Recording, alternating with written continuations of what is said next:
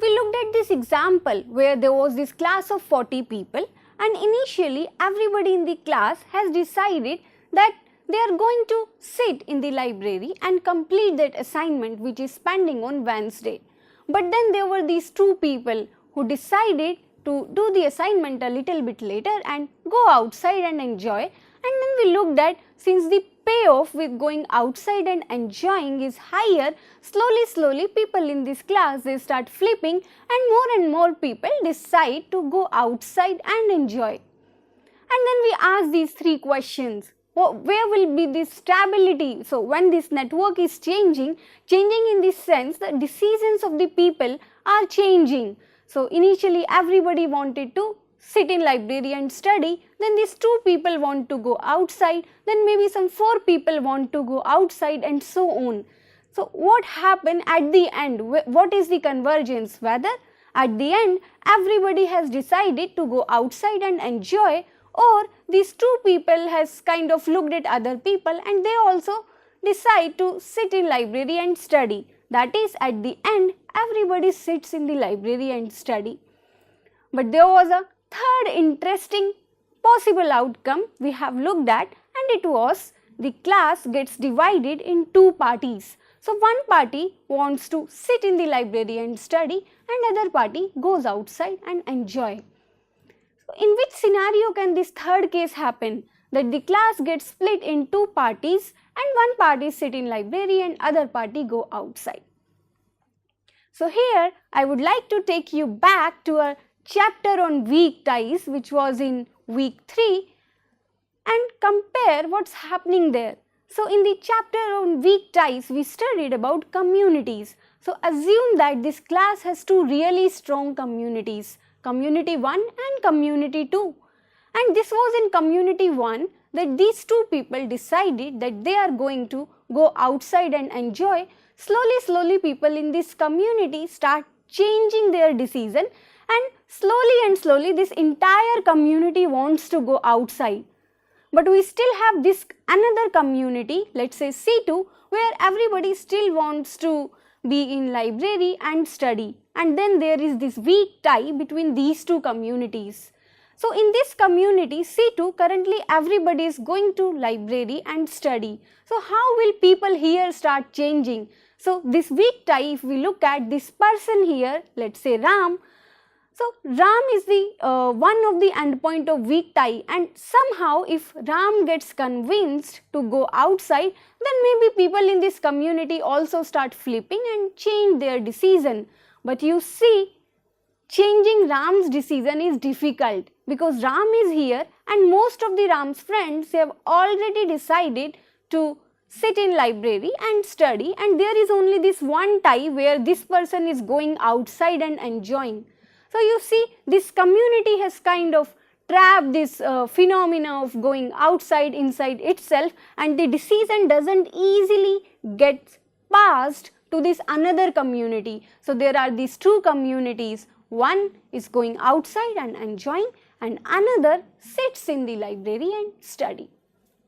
So till now we have looked at this example where there were two actions each person can take, going to library or going outside, and the same phenomena repeats itself when it is about something else. So let's say it's about the adoption of two softwares. There is this college, let's say, where everybody is using an operating system, say Windows, and then an altogether new operating system, very nice operating system with new features come in the market, and then a few people adopt it and then people start flipping and changing to this new software.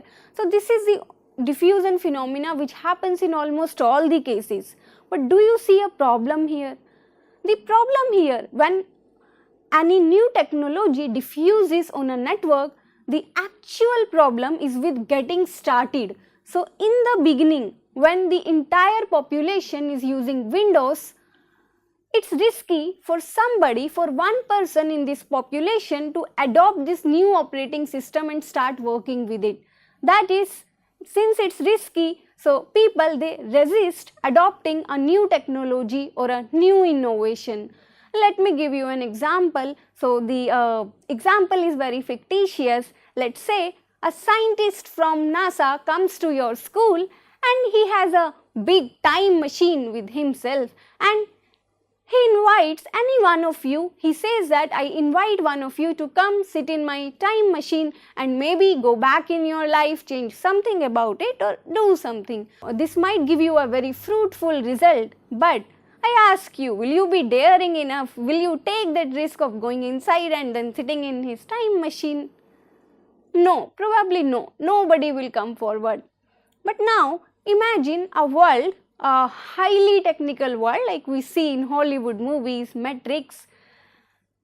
Every now and then there is time machine, people sit in this time machine, go back, change their future and happily enjoy their life. So there it will not be very difficult for you to adopt this new innovation. So there is only the starting trouble for any product or any innovation to come in the market. We only need a few people to adopt it in the beginning and then rest of the diffusion is kind of easy. People look at each other and start following as we discussed and this innovation spreads in the network. So how do we overcome this starting trouble? So one way of overcoming this starting trouble is to increase the payoff associated with your product. So as payoff increases, people see that if they adopt it, they are going to get a lot of advantage. So probably initially people will be likely to adopt it more, but that might always not be possible. So the second very nice option is to use the key people in the network. So instead of trying to advertise your product or your innovation to every single person in the population, you carefully choose a few key people and infect them with your idea or your innovation. What am I saying?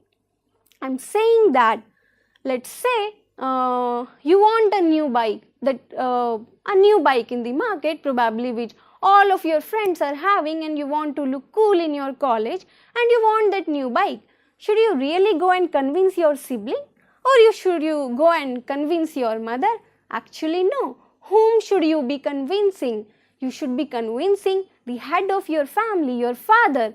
And once if you convince your father, it doesn't actually matter whether your mother or your sibling is in your favor or not. They'll look at your father and they'll adopt what he is saying.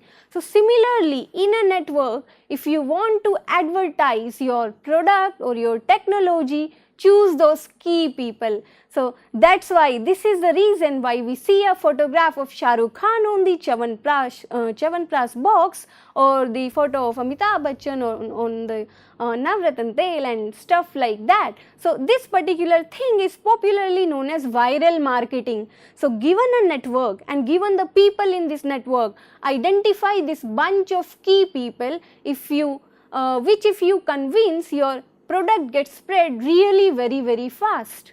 So if you see in this example, we have many nodes, but if somehow here you convince node 12 and node 13 to adopt your idea, probably everybody will soon start adopting it because these two nodes are very well connected to rest of the network. We just looked at the importance of key people in a network. So we looked at if we convince these key people in the network, it's beneficial to us in the way that my product or my innovation gets a way to quickly spread on this network. And we can use this very same strategy in our previous example which we were discussing. So we have looked at here were two communities, and in this community C1, two students, they had decided that they are going to go outside and have fun, and slowly this entire community decides to go outside, but this community remains unaffected by the decision here because there are not enough number of links here to transfer the decision, and probably this weak tie is not working here because it's a single link and the person at the other side of this weak tie has more number of friends who are studying in the library and not going outside. So what we can do in this case, if we want the people of this second community also to go outside and have fun, so we look at some key people in this community and convince them to go outside, and probably we'll be able to attain our objective. Here I would like to ask you a very interesting question. do you think that when this big social network is divided into many communities and something is spreading on this network, some product, some idea, some information is spreading on this network, does the density of a community, so here we have a community, do the density of this community has anything to do with whether this idea will spread on this community or not? What is the density of a community, you will be wondering. So density of community is mainly tells you how well connected this community is.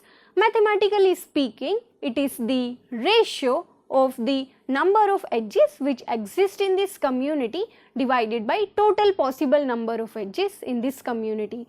For example, let us say there is a bunch of 5 people and they are forming a community. If they have 10 links among them, so their density, the density of this community will be 10 divided by 5 choose 2. So that is the density. So do you think that density of a community has something to do with whether this information will spread in this community or not? So I will again make this question a little bit clear. Here is this community and it is having some density, and here is this entire network. Some information is spreading on this entire network and is trying to enter into this community. So does the density of this community has something to do here, whether this information will be able to come inside and infect these people, or it has nothing to do with this? So to help you answer this question, I'll revise a small story most of you would be knowing. So there was this king who was about to die, and he had a big kingdom which needs to be looked after when he dies, and he had these 3 sons who always used to fight each other, and he wanted to teach them a lesson. So when he was dying, he was on the deathbed, he asked his sons to come with a bundle of sticks, wood sticks, and then they come with a bundle of wood sticks, and he gave 1 wood stick to each of them and asks them to break it. So first person tries breaking the wood stick, it easily gets broken. Second wood stick easily gets broken, third one also. But then he gives them all the wood sticks together as a bundle and asks them to break it. But then it doesn't get broken. So there is an important lesson that there is power in unity. So what it has to do with our question? So do you see here that this community here, if the people here kind of do not like each other, or not many people are friends with each other, then if somebody will say something from outside, probably they will believe and they'll adopt this idea. But if they are very good friends with each other, it will be very difficult to convince them. It's very intuitive as well. So here are these bunch of 5 people who are really close friends, and then they have decided to sit in library and do their assignment. No matter how hard you convince them to come outside with you and enjoy, they probably will not come. But if their friendship was not that strong, 1 or 2 of them would come outside with you. So do you see here the role of the density of a community in diffusion? Higher the density, the difficult it is for an idea to be injected in this community.